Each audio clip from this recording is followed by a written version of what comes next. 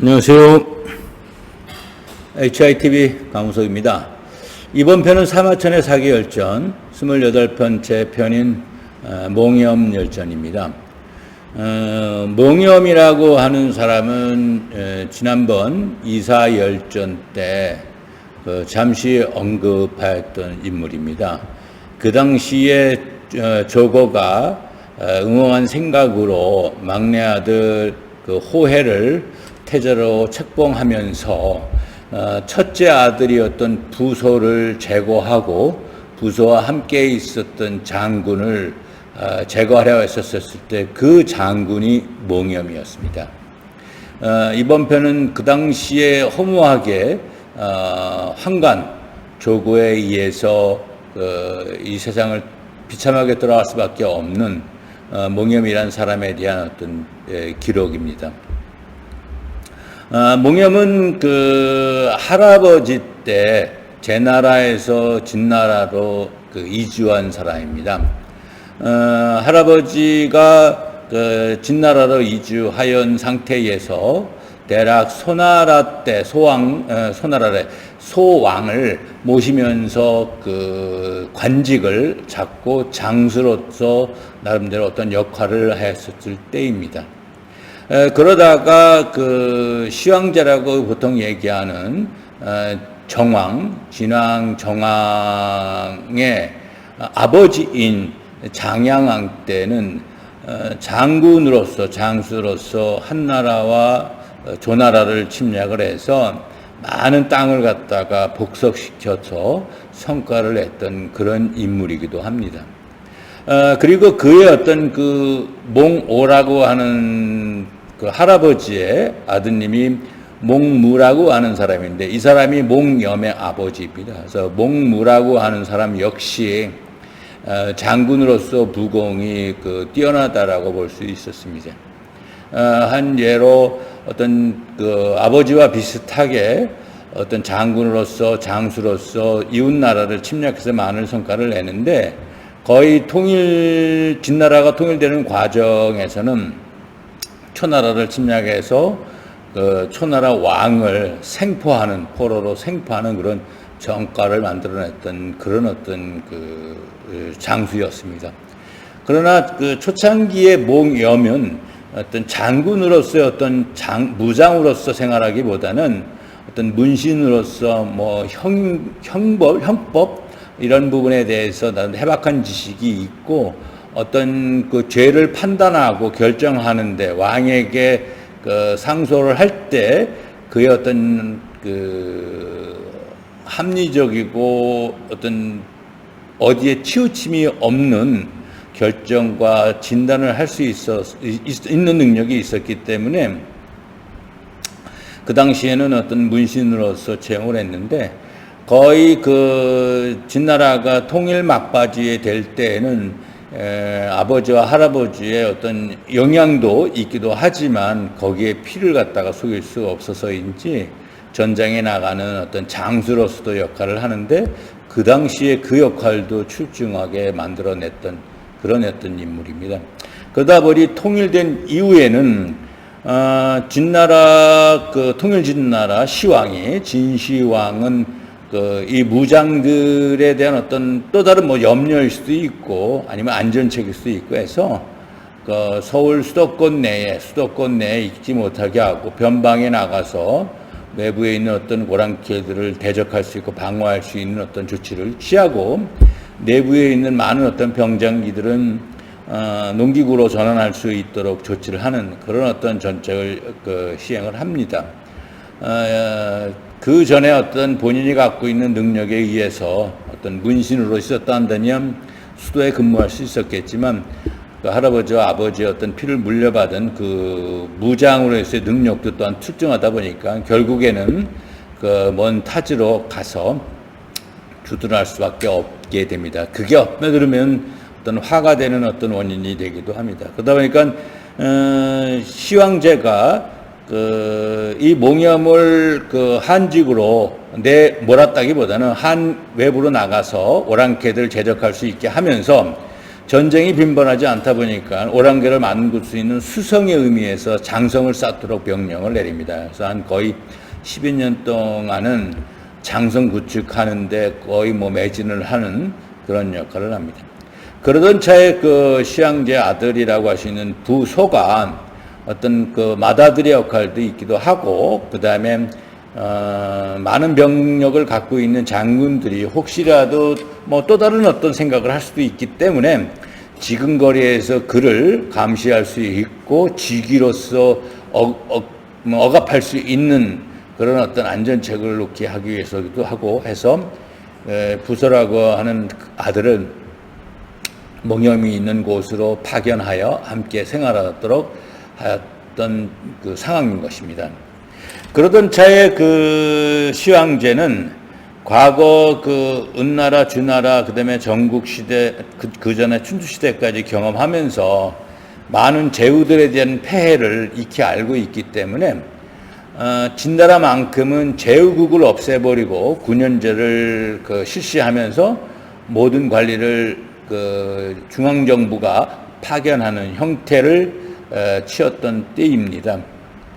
그러다 보니까 중앙에서 통치하는 그런 개념이다 보니까 본인이 왕이기 때문에, 황제이기 때문에 각 지방에 대해서 순행을 빈번하게 하였습니다. 관심이 있다, 그리고 내가 엄연히 존재하고 있다라는 걸 과시할 의미에서도. 그러다 보니까 순행을 빈번히 하는데,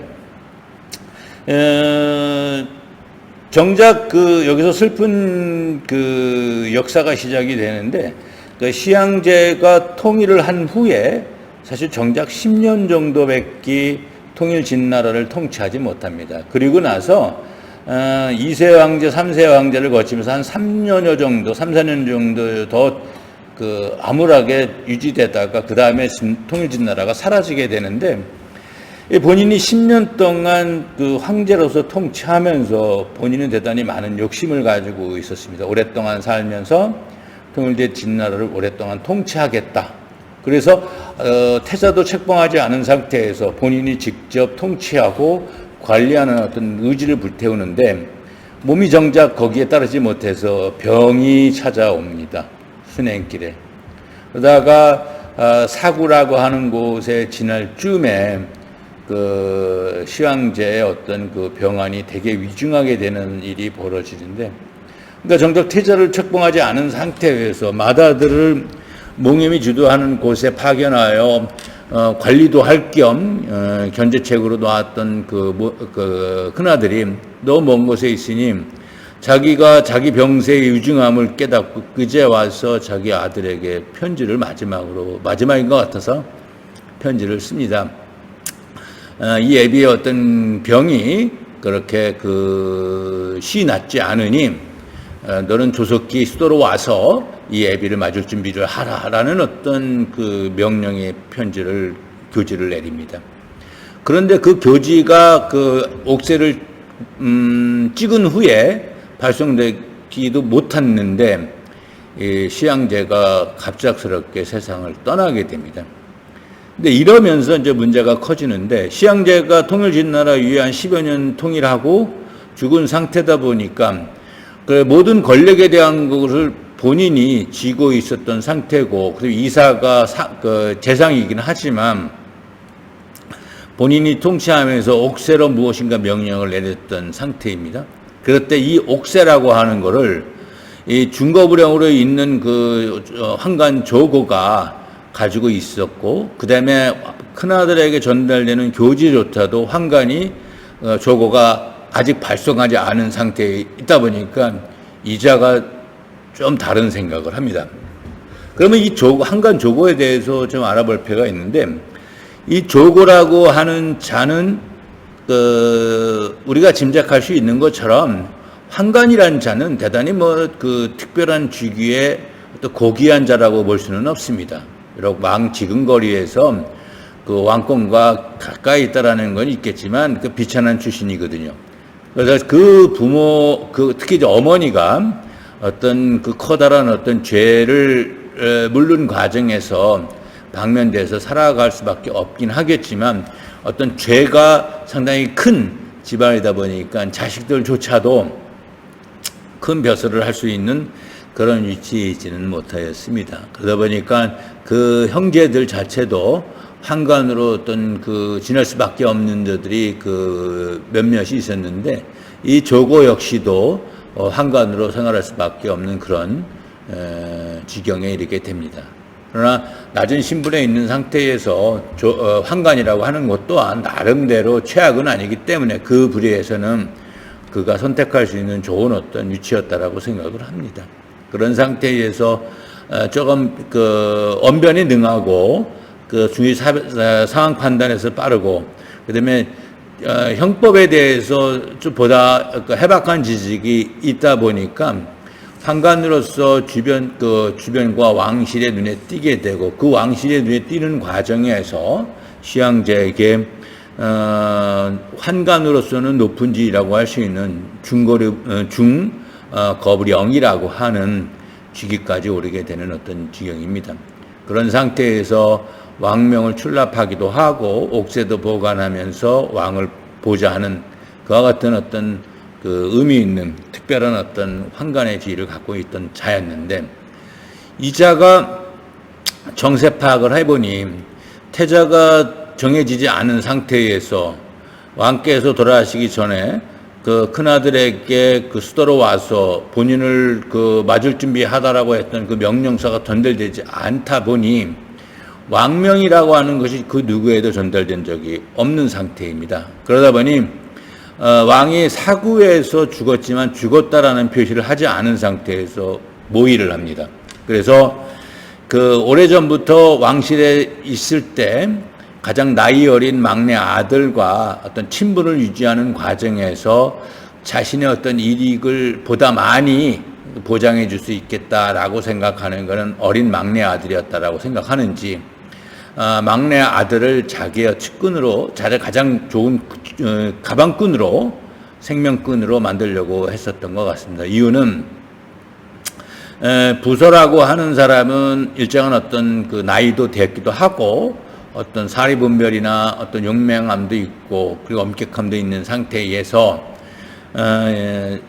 몽염이라고 하는 사람과 오랜 시간 동안 장성 구축과 병력을 쥐하는 과정의 어떤 공자로서 지나다 보니까 그 둘의 어떤 친분이 자기보다 자기가 높을 수는 없다라고 생각해서, 만약에 부소가 태자가 되고 나중에 왕이 된다면 자기는 어떤 삶이 살지가 예측이 되다 보니까 막내 아들을 태자로 세우고 왕이 올릴 생각을 합니다.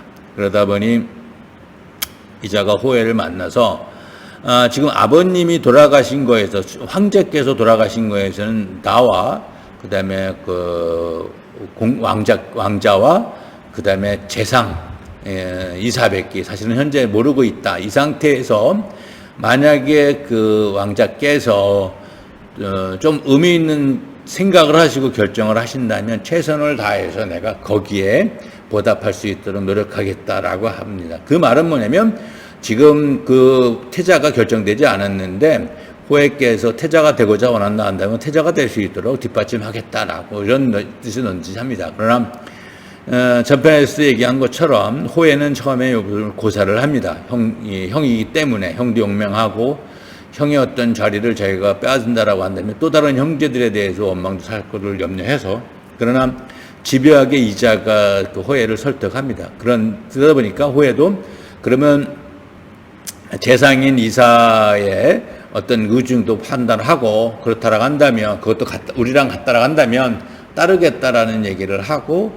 결국은 이사까지 설득한 상태에서 왕의 친서를 소각하고 가짜 왕명을 교지를 만들고 배포를 합니다. 첫 번째 교지는 호해를 태자로 책봉한다라는 교지이고, 그리고 두 번째는 부소와 몽염에게 어떤 말도 안 되는 죄를 뒤집어 씌워서 어떤 자살을 하든지 어떤 죽음에 이르게 하려고 합니다.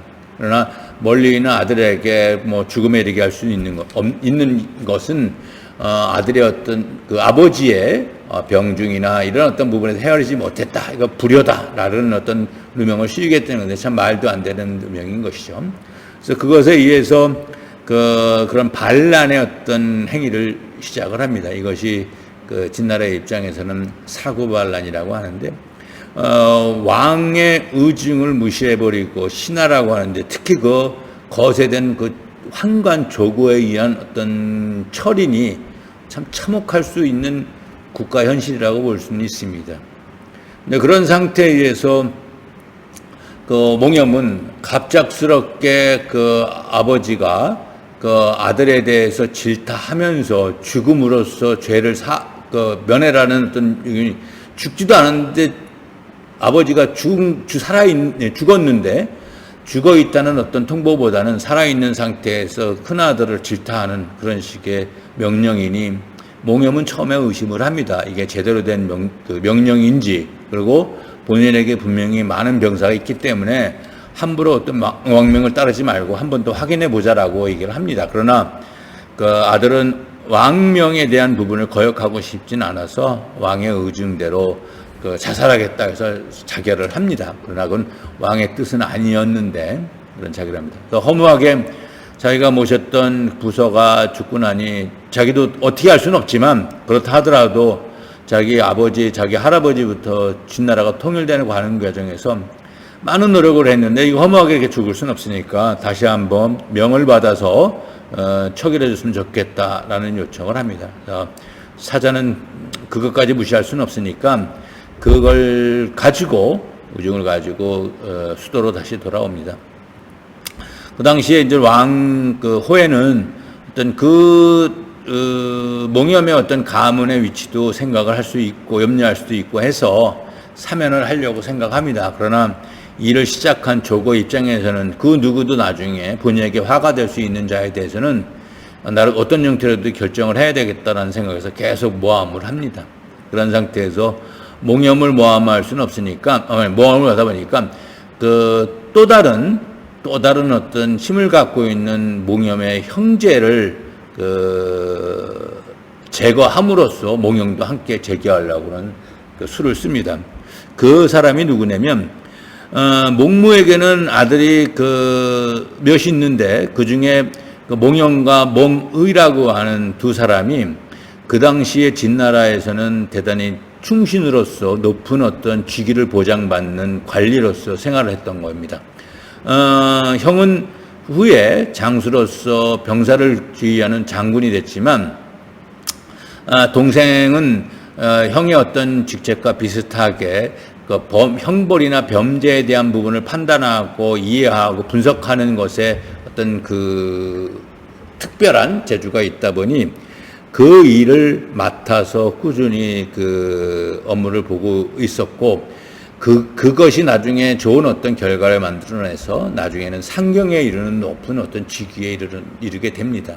그런데 이 조고라고 하는 자와 몽의가 오래전에 하나의 어떤 서로 엮이는 계기가 생겼던 적이 있습니다. 그건 뭐냐면, 이 조고라고 하는 자가 음험하다 보니까 초년에도 음험한 짓을 많이 했는데 그것이 발각이 돼서 형벌을 줄 수밖에 없는 상황이 됐습니다. 또 왕이 몽의에게 저자의 어떤 죄가 어느 정도인지에 대한 부분을 판단해 보라고 하교를 내립니다. 그때 몽의가 검토를 해봤더니 저자는 죽을 수밖에 없는 자이기 때문에 황간의 직위를 박탈하고 추후에 처결하는 게 좋겠습니다라고 해서 옥에 가두게 됩니다. 그러나 음험한 자다 보니까 과거에도 그렇고 미래에도 그렇고 자신이 살 짓에 대한 부분을 누구보다 철저히 하고 있는 자다 보니까 왕에 대한 어떤 과거의 일을 들추면서 본인이 유용할 수 있다라는 가능성을 계속 언급을 합니다. 그러다 보니 왕이 그동안 했었던 일도 있고 앞으로도 잘할 수 있을 것 같다고 생각하니까 이 죄는 사해지고 복직할 수 있도록 윤허를 해버립니다.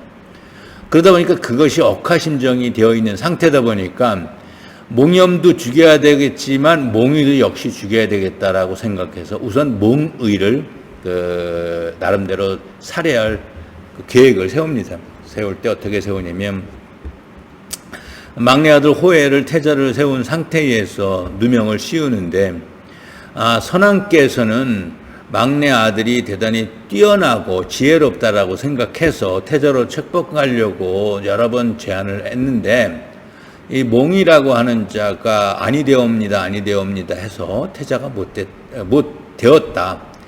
이것을 불충한 어떤 자이기 때문에 같은 하늘에 살아가서는 안 된다라는 식의 모함을 합니다.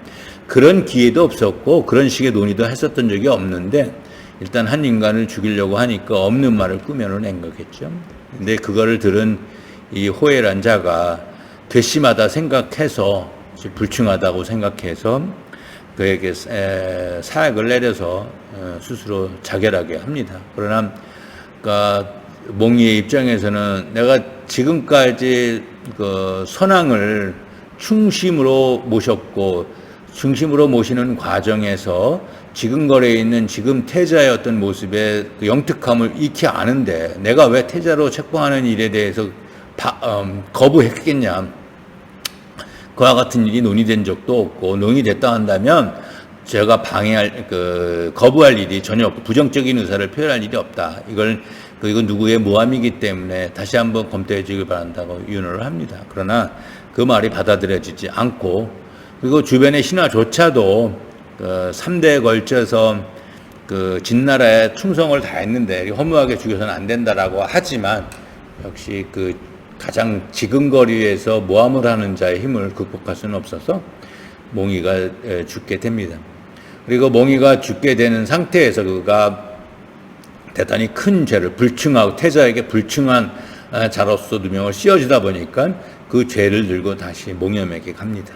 그래서 몽염에게 지금 공은 어떤 동생 몽의의 죄로 인해서라도 더 이상 살 수 없는 지경에 이르렀기 때문에 스스로 자결해서 죄를 면탈하는 게 좋겠다라고 하는 사사가 내려옵니다. 그럴 때 본인이 지금까지 장수로서, 무장으로서 최선을 다했고, 그 다음에 만리장성을 쌓기 위해 10여 년 동안 그 외지에서 변방에서 무지하게 고생했던 나에게 30만의 군대가 있음에도 불구하고 말도 안 되는 명령서에 거부함이 없이 온 거는 그 충성스러움이 의심받을 수 없다라는 것에 대한 어떤 반증이다. 이런 내가 다시 한번 나의 죄에 대해서 처결을 요청한다. 이렇게 꼭 전달했으면 좋겠어요. 사자가 이 사자라고 하는 자가, 저는 왕명을 따르기 위해서 왔지 왕명을 다시 거스리고 전달하기 위해서 온 건 아니기 때문에 받아들일 수 없습니다 하고 다시 얘기를 합니다. 그러니까 허무하게 생각하면서 내가 그렇게 애를 썼는데 이렇게 죽다니 하면서 몽염도 스스로 이제 자결을 합니다. 이 몽염이 자결할 때 자기의 어떤 충성스러운 마음을 갖다가 설명했던 이 과정에서 일화가 있는데, 일화는 어떤 일화냐면 과거에 주나라 성왕 때 얘기입니다. 그 말은 뭐냐면 중앙 성왕 때 어린 나이에 왕위에 올랐는데, 너무 어린 나이에 왕위에 올다 보니까 숙부되는 양반이 나름대로 국정을 처리했던 적이 있습니다. 그러는 과정에서 엄정하기도 했었고 나름대로 사심이 없이 처리를 합니다. 그러는 과정에 어떤 특별한 일이 있다 보니까 본인의 어떤 지금 왕에 대한, 나이 어린 어떤 왕의 어떤 안도 걱정하고, 그리고 이와 같은 어떤 모든 문제는 본인의 부족해서 생긴 거니까 어떤 죄가 있다면 나를 죄를 주시고 이 나라나 우리 어린 국왕에게 해가 되지 않기를 바란다라는 식의 어떤 축원문까지 내면서 그걸 기록에 남겨서 보관했던 적이 있습니다. 그런 어떤 성왕을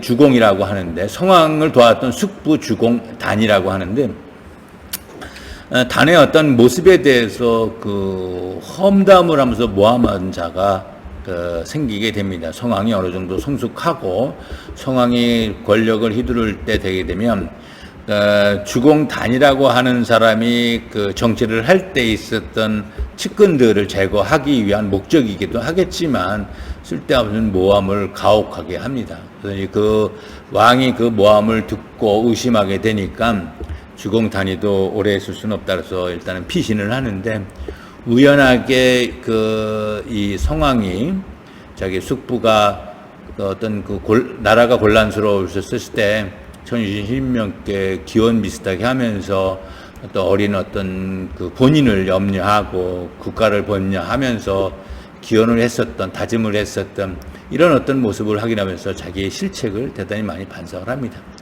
그러면서 자기에게 모함했던 자를 바로 제거하고 죽여버리고 자기 숙부를 모셔오게 했던 얘기를 언급하는 겁니다. 그만큼 본인도 충성스러운 마음이 이러한데 모함을 하고 있는 자에 대해서 제대로 철결을 하고 본인의 어떤 충성을 의심하지 않았으면 좋겠다라고 했던 일화를 설명합니다. 그러나 그 또한 왕에게 직접 전달한 것은 아니고 사자에게 전달하다 보니 아까 그 사자가 응답한 것처럼 저는 왕명을 집행하러 온 사람이지 다시 왕에게 무엇인가 전달하기 위한 역할을 하는 사람이 아니다라고 하면서 왕명을 시행하려고 한다라고 했던 그 대답을 듣게 됩니다.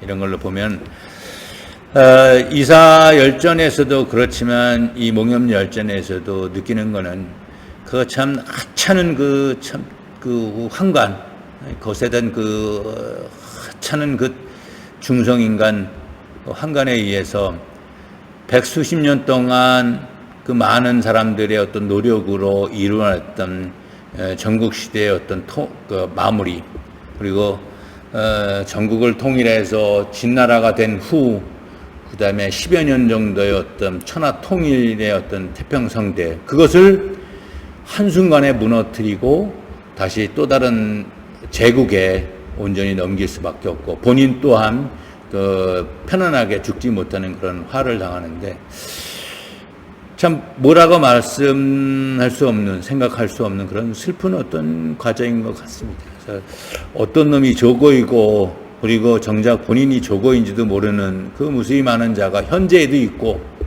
앞으로 미래에도 있을 것이고, 그리고 우리가 조선 말에 나라가 어려웠었을 때도 무수히 많은 조고라고 하는 자들이 이 땅에 있었기 때문에 우리가 일제에 침탈당할 수밖에 없는 상황이 되기도 하고, 국가가 망하게 됐었을 때는 여지없이 조고라는 자가 발언을 합니다.